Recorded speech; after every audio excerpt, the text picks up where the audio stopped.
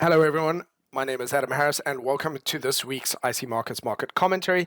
I'm going to just take you through a general overview of the markets and which one I'm having a look at. So, first of all, we have Euro Dollar here, and actually, you can see the last couple of days the market has been swinging wildly, sort of either side, not really doing much. It is testing some local resistance and essentially trying to decide whether Euro is going to go above that or below that. So, I'll be looking at the highs and lows of the most recent candles. It's a little bit of a range, and looking to see if the market decides which way it wants to go. And the reason I would be doing that in general is because as soon as I move across and have a look at sterling, it is also stuck within a range right now. And so what do they have in common? Well, that would be the US dollar. And so therefore, this is hinting at what the US dollar is, in fact, trying to decide what to do. Then have a look at gold. Gold itself, although it is generally continuing to push higher, you can see that it is also just balanced, just struggling a little bit to break through this level of resistance, and therefore I'm waiting to see if it can ultimately break through, and then it should start to flow a little bit better. So really that 2100, 2075 area acting as strong resistance. Now, if we do get a weaker US dollar, that will help boost gold. Right now, if we do get a stronger dollar, then I would expect to see gold as well as euro and GBP start to head a little bit lower.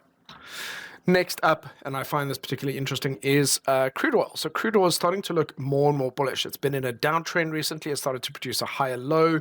And if it starts to break above this, let's call it $76, then I would expect it to start to head a little bit higher. There's also some resistance around that $78 level, but it is looking more and more bullish. We also have some bullish divergence on the indicators. So certainly it is tired of going down and actually wants to start looking at fresh highs. So that one is certainly top of my list to keep an eye on.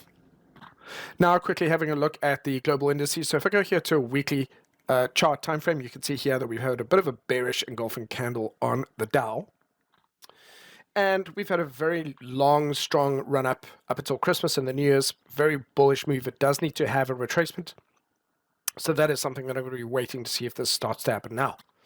And so if it is, then the most likely move would be the next couple of weeks to see the market potentially head a little bit lower down to these recent highs, back in towards even potentially not that far, but down towards 3,639. And actually, if I look at the S&P, for example, that as well, testing support here.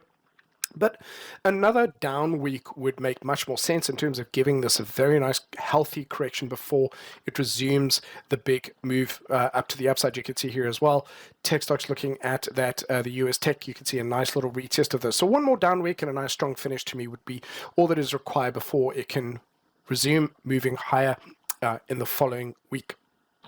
And then very briefly, a couple of favorites here. So just wanted to show you quickly, Nvidia is looking pretty good for a potential continuation of breakouts above the highs, continues to produce higher lows. It can't quite break to that level of resistance, but should we this week start to break the high, we might see a bit of a breakout. It's a beautiful ascending triangle, and in cases such as this, we often see a breakout to the upside.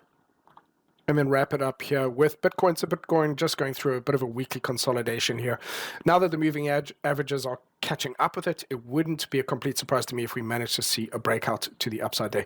So it's going to be interesting this week. I want to have a look and see how the US dollar behaves. A lot of the markets are situated slightly differently, but I am expecting the global indices to have further correction to the downside, and I'm looking to see if crude oil does continue to head up a little bit higher, and therefore it's changing its trend from a downtrend to an uptrend. And I will leave you with that. Thank you very much. Have a great week.